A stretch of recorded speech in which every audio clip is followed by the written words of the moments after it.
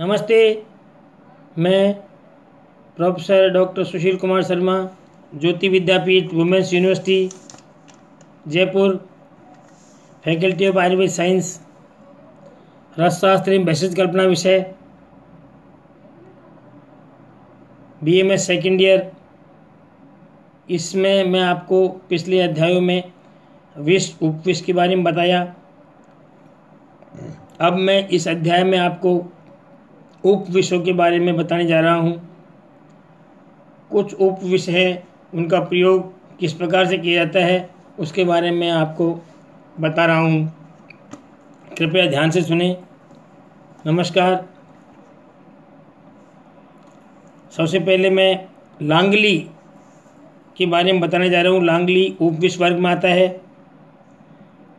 पर्याय इसका लांगली है, हलिनी है, शीरी है, विशल्या है, कलिहारिका है, अग्निजिव्या है, स्वर्ण पुष्पा कहते हैं, दीप्ता है, वन्नीशिका भी कहते हैं, हली है, गर्भपात्री भी कहते हैं, लांगिलिनी है, विद्युत उज्ज्वला है, नक्त इंदु पुष्पिका है। इस प्रकार से इन के पर्याय हैं। लांगली का शोधन: एक दिन गोमूत्र पूरित मृत पात्र में रखने से लांगली शुद्ध हो जाती है। किंतु इसे शोधन की ज़रूरत नहीं है, क्योंकि इसका केवल बाह्य प्रयोग होता है, इसका आभ्यंतर प्रयोग नहीं है। आभ्यंतर प्रयोग के लिए ही शोधन कर उसका उचित रूप से प्रयोग किया जाता है। इसका सिर्फ बाह्य प्रयोग है, इसलिए इसका शोधन की आवश्यकता नहीं है। फिर भी शोधन करना हो तो उसका शोधन के लिए इसको एक दिन गोमूत्र पूरित मृत पात्र में रखने से लांगली उपविष है, ये शुद्ध हो जाता है। इसके पर्याय में गर्भपातनी भी इसको कहा गया है, तो गर्भ का पातन करवाती है, इसलिए भी इसको गर्भपातनी कहा है। इनके गुणों में है लांगली कंद, ये कंद है, कटु है, उष्ण है, कफवात नाशक है, सर है, अतिसार कारक है। अपरा पातनार्थ वहीं लेप करते हैं, अपरा के पातन के लिए, अपरा को गिराने के लिए। अपरा जो नाभि नाड़ी है, उस अपरा को जो कई बार गिरती नहीं है बच्चों के ऐसे प्रसव के बाद में, उसको गिराने के लिए वहीं लेप करते हैं। लेपात सद्य प्रसव कारणी है। लेपन करने के बाद में सद्य यानी तुरंत ही प्रसव को करने वाली है। प्रसव पीड़ा उत्पन्न करके प्रसव कर देती है तुरंत ही, ऐसा शास्त्रों में उल्लेख किया गया है। लेप करने से शोधन है, शरीर का शोधन करती है। व्रणनाशिनी है, व्रणों का नाश करती है, धोवन उनको साफ करने से, बाह्य प्रयोग से। कुष्ठ एवं कृमिनाशक है, कुष्ठ में लगाने के लिए कृमिनाशक है, कृमियों को नाश करने वाली है। इसका केवल बाह्य प्रयोग ही करना चाहिए, कभी भी आभ्यंतर प्रयोग इसका नहीं है।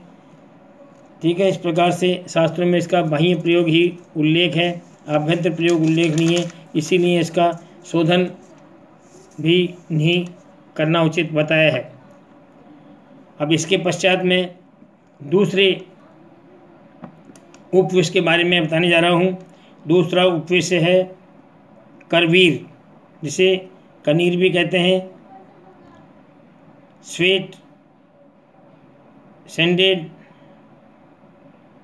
करवीर पर्याय में करवीर है, हयारी है, हैमार है, अश्वमारक कहते हैं। इसके सेवन से अश्व यानी घोड़े की मृत्यु हो जाती है, इसलिए अश्वमारक कहते हैं। अश्वांतक कहते हैं, अश्वहा कहते हैं, अश्वघ्न, अश्व के ऊपर इतना पर्याय है इसके। चंडांतक ये पर्याय है इसके। करवीर के 8 पर्याय कहे गए हैं, जो ऊपर बता दिया आपको। करवीर का शोधन: करवीर मूल को केवल बाह्य प्रयोग ही होता है, अतः इसका शोधन की आवश्यकता नहीं है। इसके आभ्यंतर प्रयोग के कोई उपयोग नहीं मिलता, अतः शोधन नहीं बताया गया है। करवीर मूल के गुण क्या हैं? करवीर मूल को जल से पीसकर उपदंशज व्रण पर लेप करने से नष्ट हो जाते हैं। उपदंश, उपदंश के जो व्रण है, उपदंश यौन रोग है, उसमें जो उपदंश में व्रण होते हैं वो उनका उसको नष्ट हो जाते हैं लेप करने से। मूल पीसकर घोड़े को पिलाने से घोड़ा मर जाता है, अतः इसका अश्वमार नाम जो है सार्थक है। घोड़ा तुरंत मर जाता है इसलिए अश्वमारक कहते हैं। इसका मूल जल से पीसकर घोड़े को देने से घोड़ा तुरंत मर जाता है, इसलिए इसको अश्वमारक भी कहा गया है। ये करवीर है। इसके बाद नेक्स्ट उपविष के बारे में बताया जा रहा है, वो है गुंजा। गुंजा, गुंजा नामानी उसके नाम है। पर्याय में गुंजा, रक्ता, रक्तिका, ताम्रिका, कृष्णचूड़िका, उच्चटा, शीतपाकी, अरुणा, चूड़ामणि, शिखंडी, कृष्णला, ककणंती, काम्भोज इसके पर्याय हैं। गुंजा का शोधन किस प्रकार करते हैं इसके बारे में बताया गया है। गुंजा बीज को कांजी पूरित दौला यंत्र में 3 घंटे तक शोधन करने से गुंजा बीज शुद्ध हो जाता है। गुंजा बीज को शुद्ध करने का तरीका है कि कांजी पूरित दौला यंत्र में 3 घंटे तक शोधन करने से गुंजा बीज शुद्ध हो जाता है। गुंजा बीज के गुण क्या हैं?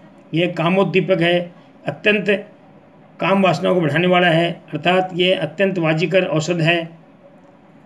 उरु स्तंभ एवं आमवातनाशक है। उरु स्तंभ जिसका बोलचाल की भाषा में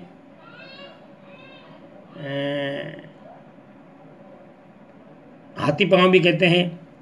पैर हाथी की तरह सूज जाते हैं, स्वेलिंग हो जाती है पैरों में, उसको उरु स्तंभ कहते हैं। उसको नष्ट करने में इसका उपयोग है। आमवात नाशक है। आमवात वातव्याधि है जिसमें हाथों में की अंगुलियों में पैरों में पीड़ा होती है, उसका नाशक है। गुंजा मूल कफ निस्सारक है, कफ को निकालता है, कफ को ये निकालता है। गुंजा बीज कफ का निस्सारक माना गया है। निस्सारक यानी कफ को बाहर निकालने में इसका उपयोग किया जाता है, अतः कफ का निस्सारक ये है। कास विष नाशक है, कास को और विष का नाश करने वाला है। कास यानी खांसी, विष प्रयोग हुई हो जाए उसका विष प्रयोग का नाशक है। कास और विष प्रयोग नाशक है। बल्य है, वृश्य है, इस प्रकार से इसका वर्णन प्राप्त होता है। आईफेन, अगला नेक्स्ट द्रव्य है आईफेन। आईफेन को ओपीएम कहते हैं, अफीम कहते हैं। इसके पर्याय में आईफेन, अफेन, निफेन, आईफेनक, अफूकम, फणिफेनम, नागफेनम ये इसके पर्याय हैं। आईफेन का परिचय है।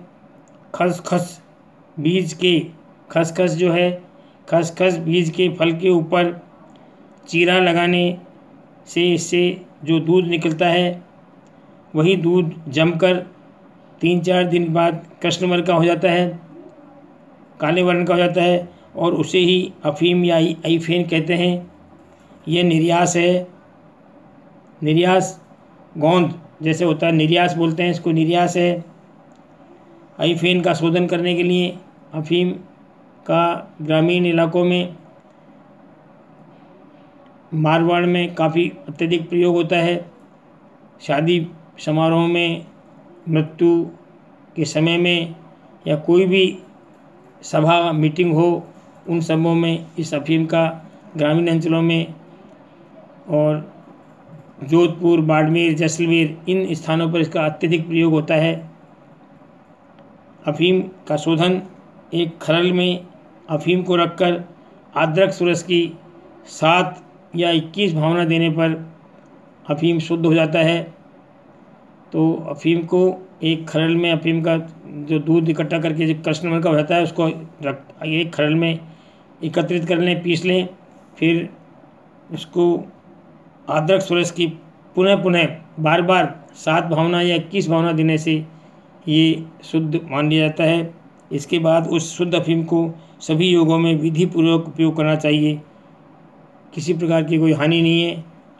आयुर्वेदिक जो फॉर्मुलेशन है उनमें अफीम का कई अत्यधिक प्रयोग है।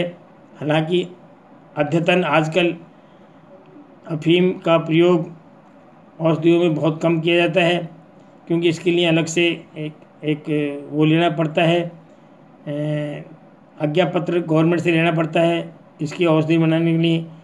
अफीम की औषधि, कई औषधियाँ हैं जो अफीम डालती है उनमें, तो वो अत्यधिक काम करती है शुद्ध अफीम वाली। कर्पूर रस है, और कामोत्तेजन का लिए भी अफीम की कई औषधियाँ बनती है, उनमें भी अफीम का प्रयोग होता है। अफीम के गुणों में है, अफीम के गुण, शुद्ध अफीम तिक्त रस है, उत्तम निद्राजनक है, नींद को लाता है, विशेषकर ग्राही है, मल को बांधने वाला है, वेदना नाशक है, अतिसार, विसूचिका एवं प्रवाहिका नाशक है। तो मल को बांधेगा, इसलिए ये अतिसार, प्रवाहिका और विसूचिका नाशक है, ग्राही है, मल को बांधने वाला है, मदकारी है, थोड़ा नशा लाता है। इसे हृदय रोगी एवं बच्चों को नहीं देना चाहिए, ऐसा शास्त्र में उल्लेख किया गया कि हृदय रोगी और बच्चों को नहीं देना चाहिए। किन किन लोगों को अफीम का सेवन नहीं करना चाहिए, इसके बारे में शास्त्र में उल्लेख किया गया है। बालक, वृद्ध, मधुमेही, हाथ पैर जिनके शीतल हो गए हों, ठंडे पड़ गए हों, ऐसे रोगी, जिसको विषुचिका रोगी हो उसको, कफज, काश और वृक्क रोगी को अफीम नहीं देना चाहिए। जिनके वृक्क रोगी हो, किडनी की बीमारी हो, उन रोगियों को भी अफीम का सेवन नहीं करना चाहिए। अफीम की मात्रा 15 mg से 60 mg तक है। 1/8 से 1/3 रत्ती तक दे सकते हैं, मतलब कुल मिला के वही 15 mg से 60 mg की मात्रा है। 60 mg की मात्रा ज़्यादा नहीं देनी चाहिए। वैसे जिनका निरंतर प्रयोग करते हैं वो लोग इससे भी अधिक मात्रा में अफीम को लेते हैं और ले सकते हैं। अब आगे मैं आपको अगले उपविष के बारे में बताने जा रहा हूँ। ये उपविष है धतूर बीज। धतूर बीज को बेनाडोना भी कहते हैं। धतूर बीज के पर्याय हैं धूस्तूर, देवता, धूर्त, उन्मत्त, कनक, धतूर, कितव, तूरी, महामोही, शिवप्रिय, मातुल, मदन, सठ, कंठफल और शिवशेखर। शिव जी को बहुत प्रिय है, इसलिए इसको शिवप्रिय कहा गया है। धतूर बीज का शोधन कैसे करते हैं? धतूर बीज को गोमूत्र में 12 घंटे तक रखें, पुनः उसे निकालकर धूप में सुखा लें। गोमूत्र में 12 घंटे तक रखें इसको और धूप में सुखा लें।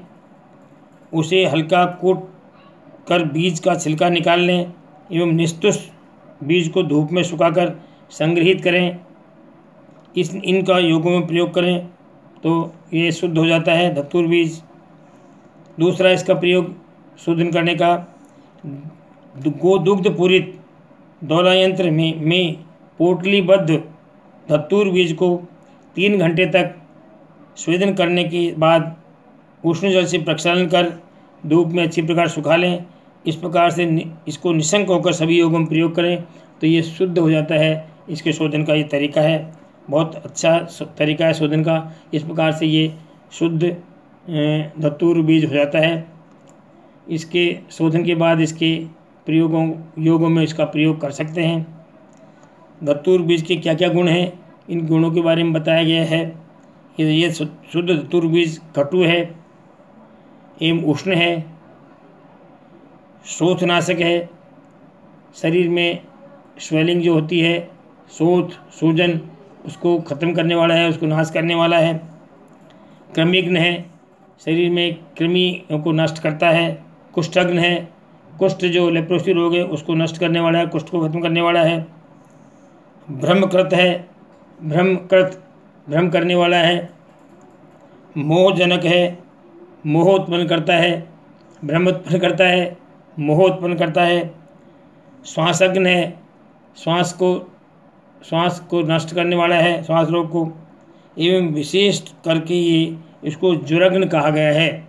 ज्वरघ्न का मतलब ज्वर को ठीक करने वाला, किसी भी प्रकार के ज्वर में इसको दिया जाए तो ज्वर को ये ठीक करता है, शांत करता है। ज्वरग्न कहा गया है। श्वासग्न में भी यही है कि श्वास रोग जो होता है, श्वास को नहीं ख़त्म करता, श्वास रोग को ख़त्म करता है। श्वास रोग जिनमें श्वास लेने में तकलीफ होती है, उन रोगों में भी इसका प्रयोग, धतूर बीज का प्रयोग किया जाता है। तो ये श्वासग्न है और विशेष करके ज्वरग्न इसको कहा गया है। इस प्रकार से आपको मैंने किन्हीं की कई प्रकार के उपविषयों के बारे में वर्णन किया गया है। उसको ध्यान से पढ़ें, सुनें, याद करें। धन्यवाद, नमस्कार।